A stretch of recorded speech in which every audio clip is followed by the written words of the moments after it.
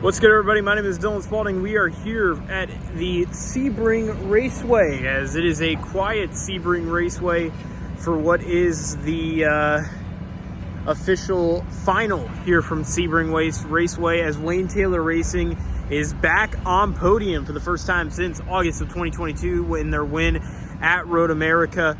Let's talk a little bit about this race and a little bit about this win for Wayne Taylor Racing. We'll also take a look at the rest of the podium here as well while we are standing over, I believe we're at the front straightaway if I'm not mistaken. So let's take a little bit of a peek here with Wayne Taylor Racing. Wayne Taylor Racing obviously grabs their first victory since August of 2022, which is a monumental victory for the team. They have yet to win in the GTP era since this new car has been unveiled back in 2023. Their last win came at Road America in the DPI era with Acura as well during that time. But this is a big win for the program, and obviously a good kickstart early in the season, especially at a track that they have yet to win since 2017. And that was a while back for Wayne Taylor Racing. So very crazy to think that they have not won this race in 7 years. It's the first win for a HRD manufacturer, for a Honda racing development team since 2016. So it's been 8 years since HRD has won at this circuit. And then as for the Acura brand, it is their first victory at this famed circuit, their first overall victory, and they will be getting their nameplate on the circuit. So really exciting that they got that win here at Sebring. Let's take a look at the rest of the field. LMP2 saw Era Motorsports grab their second straight victory, the first time that the team has done that since its inception and since they have joined the LMP2 grid. Congratulations to Ryan DL, Connor Zilich, and Dwight Merriman on the victory. Really just seems like that team is just having so much fun right now. It doesn't seem like that team is phased. They just somehow find ways to win even in late situations where it doesn't look like the team is really in the hunt for the victory. And even Connor Zilich mentioned that too.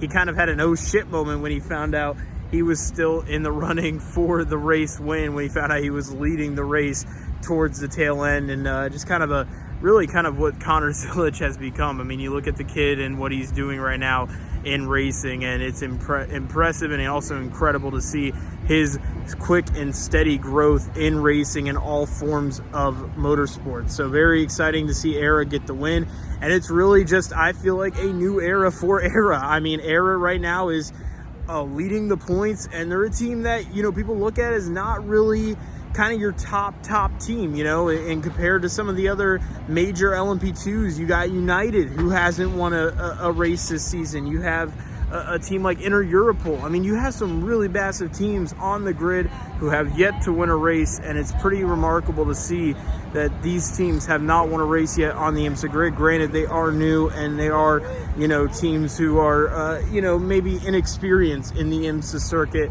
but it's impressive to see what Era Motorsport has done. And unfortunately, we won't be able to get to see them until Watkins Glen. A little bit ways away until Watkins Glen comes about. Obviously, that race will be kicking off in a few months in June. That will be the third straight endurance race for that team, for Era Motorsport. And based off of what they've been able to do in the first two races, I think they would have a pretty good shot. Again, a very impressive win for them. Taking a look across the other grid, Windward Racing also able to get a victory as well for the team. They were able to grab a top spot for the series, and obviously going back-to-back from Daytona to Sebring, pretty impressive for them. And then as for Vassar Sullivan, they grabbed their first victory of the season. They're defending their title here in 2024. And yeah, it's just a pretty impressive victory for them as they look to defend their title here for this upcoming season, or this season, I should say, that's going on. Obviously, they were representing Mobil 1. They had the gold livery, and that was an impressive victory for the bunch. So overall, really great racing. There was a lot of drama. Obviously, the Wheel and Engineering Cadillac had the flip on its roof. That was a big deal that happened in the race. just so much action happening here at this circuit. There was drama, there were storylines, there was major incidents that happened during the race. 12 cautions came out. That definitely played a factor in a lot of what happened tonight, and it gave I think Acura a chance. I think once, you know, some of the heavy hitters started falling, once the number 6 fell, the number 31 fell, even the number 10, the Wayne Taylor number 10 got involved in some problems as well with their oil leakage. So, you know, some problems happened, and I think that really led to the way things played out, where there was parity across the board amongst the manufacturers, and we saw BMW running strong at a circuit that they have not been good at since they rolled out the GTP. So impressive to see the parity across the circuit, and obviously looking forward to Long Beach here in a few weeks, which will probably be, again, another different track. You know, you have Daytona, which is kind of a unique situation, given it's kind of a hybrid, given you got the high banks and then the road course. Sebring, rough, rugged, you know, road course style of racing. And then you have, obviously, with the other event over in Long Beach, that's a street course. So, you know, obviously that's unique in itself. Then following that, you go to Laguna Seca. That's more of a natural road course. I think that will be kind of the first real telltale sign of who may dominate the road course portion of the season, because really the early portion of the season is kind of all unique venues. So you obviously got those three. Then you go to Detroit, which will be in June, early June. And then you head out to none other than Watkins Glen, where we'll get the entire field back going again. So obviously that'll be exciting to see the entire field get going. But as I wrap up here in Sebring, my final thoughts, though, of the race, again, really amazing event. Obviously, would love to see more of the track and really explore. I am planning on being back here in May, early May, I should say, for the Fantech GT World Challenge America races that will be coming that weekend. That's also the same weekend as F1 Miami, so kind of had to pick or choose, but I had a better shot probably getting credentialed down here. I'm still waiting on credentials, but we hope to get them here soon, and obviously we'll be giving you all the coverage for that race and the event.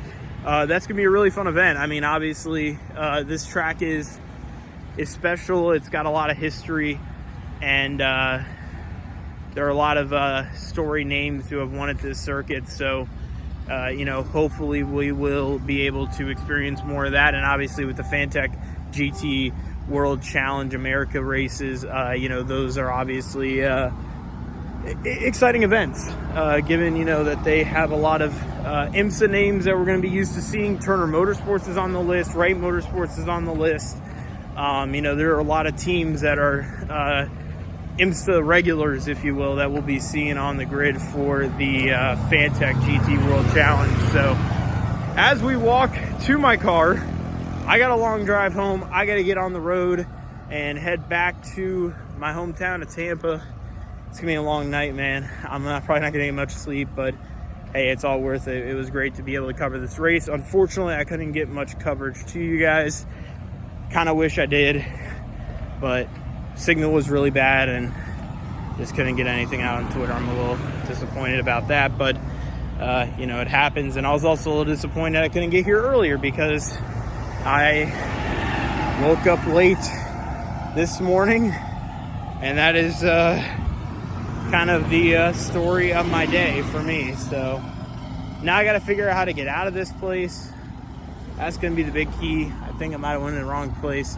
So I'm going to wrap things up here. Again, great weekend. Happy to be here at Daytona, or at Sebring, Jesus.